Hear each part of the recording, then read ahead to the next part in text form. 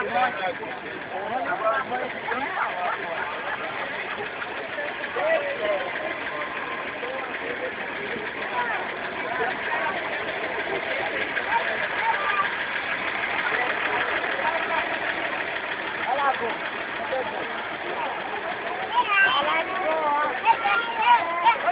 vai ser internet não, viu? Você vai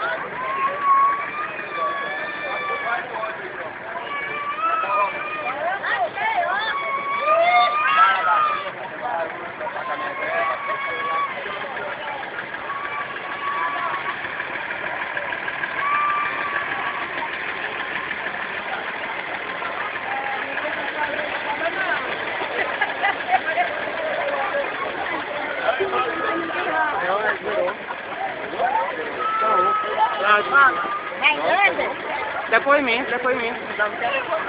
A moça é fraca demais. Dá um depoimento aí da Maia sobre a... Fala aí. Pode falar um depoimento aí, criticando a empresa. Vou chamar a polícia. Vamos denunciar. Quem vai começar comigo? Vamos denunciar. Eu liguei pra ele e falei pra ele, se você não resolver a situação, nós vamos agora. Nós vamos. Tirar ela? Porque ela Fala aí, Bruno, fala essa parte aí. O chefe não quis falar comigo. Ele falou que ia chamar a polícia. E agora nós vamos ficar aqui esperando o quê? E nós vamos mandar o coisa. Vamos passar aqui. Depoimento aí. Não pode tirar ela. Eu ouvi a conversa. Pelo gerente, parece que é mais fácil chamar a polícia do que resolver o problema. Caso só está pedindo ônibus, não, mas não. Ele foi bruto na ligação, que estava na minha voz, e simplesmente mandou chamar a polícia que ele não ia fazer nada. Então, vamos ficar aqui agora, não sei quanto, causando descaso dessa empresa, que há muitos anos, né, que a gente faz o uso dela, e numa hora dessa não temos atendido um pedido. Caso mesmo.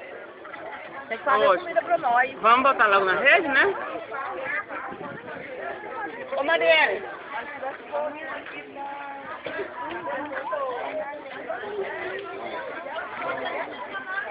E ela ajuda, ela tá certa. Desliga aí.